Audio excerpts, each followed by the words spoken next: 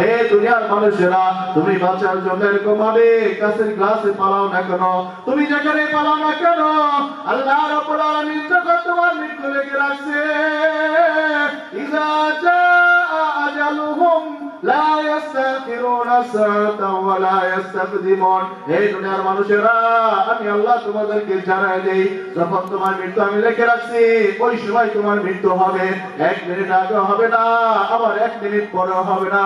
এই জন্য মেরে দোস্ত বুজুর্গ, আজকে আমরা ভাবি আমার বাবা মারা গেল, দাদা মারা গেল, নানা মারা গেল, কত আপনজন চলে গেল, আমরা শুধু বিশ্বাস করি যে আমরা মারা যাব, কিন্তু আমরা একটু ভাবি না, হারে ওই যে কবর, ওই যে কবর, কবরের মাঝে আমি কি নিয়ে রওনা হচ্ছি, কবরের মাঝে আমি কি নিয়ে রওনা হচ্ছি, কবর আমার সাথে কেমন ব্যবহার করবে, কবরের মাঝে আমি কি উপস্থাপনা করব। এই জন্য ভাই আমি আপনাদের কাছে একটা আর্জি পেশ করব, আজকে এই বিধাননগর মাহফিল থেকে আমরা একটু আদায় করি যে আমরা সময় মতো 5 ওয়াক্ত নামাজকে আমরা আদায় করব, 5 ওয়াক্ত নামাজকে আমরা আদায় করব। হাত উঁচু করে দেখাই ভাই, 5 ওয়াক্ত নামাজকে আমরা আদায় করব। ইনশাআল্লাহ আল্লাহ রাব্বুল আলামিন আপনাদেরকে আমল করার তৌফিক দান করেন, আর রাসূলের তরিকা অনুযায়ী চলব। যদি আমরা দুই কাজ করতে পারি, তাহলে আমাদের দুনিয়ার জিন্দেগি সুন্দর হবে এবং আখিরাতের জিন্দেগি আমাদের সুন্দর হয়ে যাবে। দুই কাজ যদি আমরা করতে পারি ভাই, দুনিয়ার জিন্দেগি আমাদের সুন্দর হবে এবং আখিরাতের জিন্দেগি আমাদের সুন্দর হয়ে যাবে।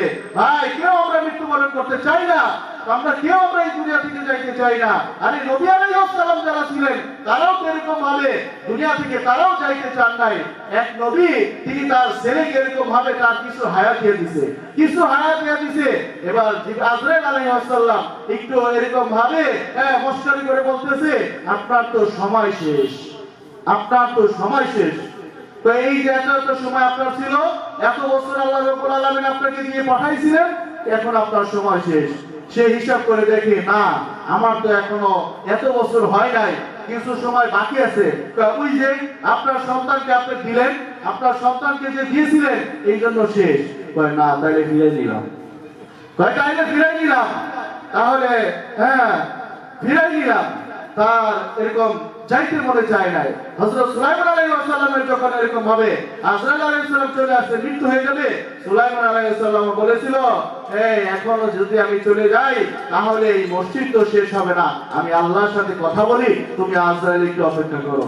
আল্লাহর কাছে আরজি পেশ করছে, আল্লাহ মসজিদ তো কাজ শুরু করছিলাম, কিন্তু এই এরকম জিনা তো পরবর্তীতে কাজ করবে না। আল্লাহ রাব্বুল আলামিন বললেন, সময় যেহেতু শেষ, তোমার চলে আসতে হবে, কিন্তু তুমি নবী হিসাবে তোমাকে একটি মুজিজা আমি দিচ্ছি, যে তুমি মৃত্যুবরণ করবা ঠিকই, কিন্তু করবা না। তুমি এরকম ভাবে দাঁড়িয়ে থাকবা, যখনই এরকম জিনরা তোমার দিকে তাকাবে, তোমার পশমগুলা, দাড়িগুলা এরকম খারাপ হয়ে যাবে, মনে করবে যে তুমি জীবিত। এইরকম ভাই কেউ মৃত্যুবরণ আমরা করতে চাই না সহজে, কিন্তু মৃত্যু আমাদের জীবনকে ইতি ঘটাই দিবে। আল্লাহ সুবহানাহু ওয়া তাআলা আমাদেরকে দুই কথার উপর আমল করার তৌফিক দান করেন।